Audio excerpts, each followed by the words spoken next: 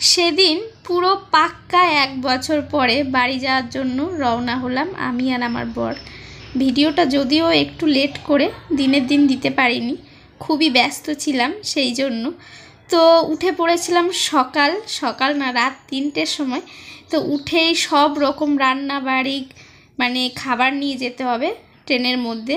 তো সেই সব খাবার দাবার গুছিয়ে ব্যাডিংপত্র গুছিয়ে সব কিছু করতে করতে সকাল 4:10 বেজে গেছিলো। তো আমার বর এইদিকে ফ্রেশ হয়ে রেডি হচ্ছিল। তারপরেই সকাল 4টে 4:30 বাস ধরেছি। বাস পেতাম না, মানে রাস্তায় বেরিয়ে পড়েছে বাস স্ট্যান্ড থেকে, দৌড়ে গিয়ে বাসটা ধরতে হয়েছে। এই যে জার্নি, এই জার্নির মধ্যে অনেক মানে ক্লান্তিও আছে, আবার মনের মধ্যে যে এত আনন্দ সেটা বলার মতো না। কারণ 1 বছর পরে বাড়িতে যাচ্ছি, সেই দিন সারা রাত ঘুম আসেনি, এক ফোঁটাও ঘুমাতে পারিনি সেদিন। মানে কখন সকাল হবে উঠবো, উঠে রেডি হব, তো সারা রাত ভরে মনের মধ্যে ছিল সেটাই। তো এই তো আমরা আমাদের স্টেশনে চলে এসেছি। এটা হলো রেল স্টেশন। রেল স্টেশনের সামনে যে বাস স্টেশনে আমরা নেমেছিলাম, তো সেইখানেই। আর আমার সঙ্গে সেই দিন একটা এমন মজার ব্যাপার ঘটেছে সেটা বলার মতো। এই যে দেখছো, আমি এখানে কটা ফটো তোলার জন্য দাঁড়িয়েছিলাম। তো একজন মহিলা যিনি ভিক্ষা করছিলেন, তিনি আমার একটা ফটোতেও আমি সিঙ্গেল আসেনি, প্রতিটা ফটোতে উনি আমার সঙ্গে এসছে। উনি টাকা চাচ্ছিল, ঠিক আছে। এবার আমার বরকে ওনাকে বলছিলাম দিচ্ছি ফটোটা তুলে নিই তারপরে দিচ্ছি। তো উনি সেখান থেকে সরছিলই না। তো যাই হোক, পরে আমার বর ওনাকে টাকা দিয়েছিল। তারপরে স্টেশনে এসে আমরা ওয়েটিং রুমে বসে আছি। তো তারপরে আমার বর সকালের জন্য মানে ইডলি আর যা দেয় ইডলির সঙ্গে সেগুলো কিনে খাচ্ছিল, আমাকেও খাইয়ে দিচ্ছিল।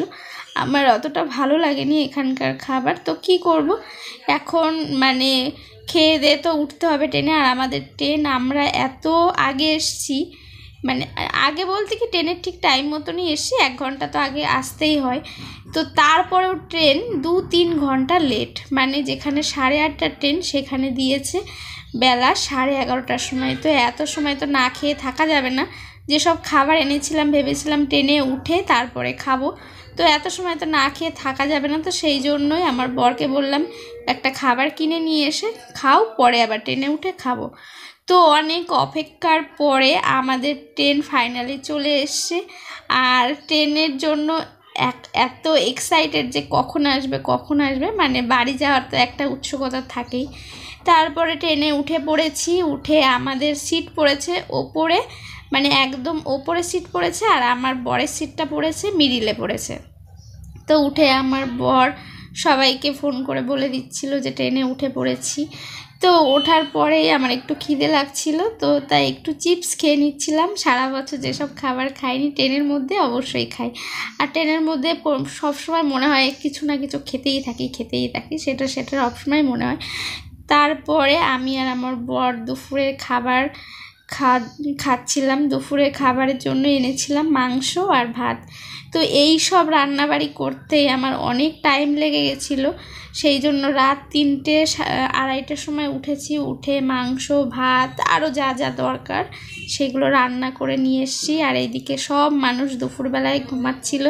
তো আমরাও ভাবলাম খেয়ে দিয়েই দুপুরবেলা আর কিচ্ছু হবে না, এখন ঘুমাবো, আর কোনো কথা হবে না। আর আমার উপরে সিট পড়েছিল, উপরের সিটের থেকে নিচে কিছু দেখাও যায় না, যে বসে দেখবো। আমার এই দিকে খুব একটা দুঃখ লাগছিল যে নিচের সিটটা পড়লে জানলা সাইডে বসে হেডফোনে গান শুনতে যে কি ভালো লাগে বলার মতো না। তো যাই হোক, খাওয়া দাওয়া দুজনে মিলে কমপ্লিট করছিলাম। আর আমার বর বলছিল যে আমার ঠান্ডা লেগেছে প্রচণ্ড। যাই হোক, ভয়েস দিতে সরি, মাঝখানে একটু অসুবিধা হলো।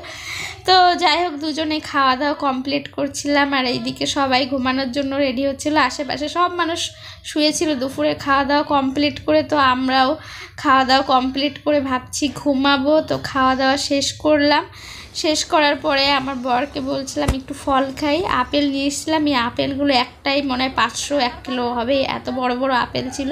তো ও খাবে না, তা ওকেও জোর করে একটু বললাম খাও। তো এই তো খাওয়া দাওয়া কমপ্লিট করেছি। আর এখন রাত হয়ে গেছে। রাত্রের জন্য আমরা বানিয়ে নিয়ে এসেছিলাম রুটি, আর এই দিকের দুপুরে যে চিকেনটা ছিল তো সেটা রয়ে গেছিলো। অনেকটা চিকেন এনেছিলাম, প্রায় 500 হবে, তো দুজনে খেয়ে সারতে পারিনি। আর এইদিকে সকালে যে আমার বর ইডলি কিনেছিল সেটা আরও বেশি করে কিনে রেখেছিল যে পরে খেতে পারবো কি না। তো আমার বর বলছিল রুটি ভালো আছে কি না চেক করে দেখো। তো আমি বললাম না, রুটি ভালোই আছে, খাওয়া যাবে। তো এই তো, আর আমি খাচ্ছিলাম ইডলি দিয়ে আর চিকেন দিয়ে, খেতে এত ভালো লাগছিল। আর আমার বড় ওইদিকে রুটি খাচ্ছিল। তো যাই হোক বন্ধুরা, আজকের ভিডিওটা ভালো লাগলে অবশ্যই লাইক শেয়ার কমেন্ট করো, আর আমার চ্যানেলটাকে সাবস্ক্রাইব করো। আজকের মতো এই পর্যন্তই, টাটা।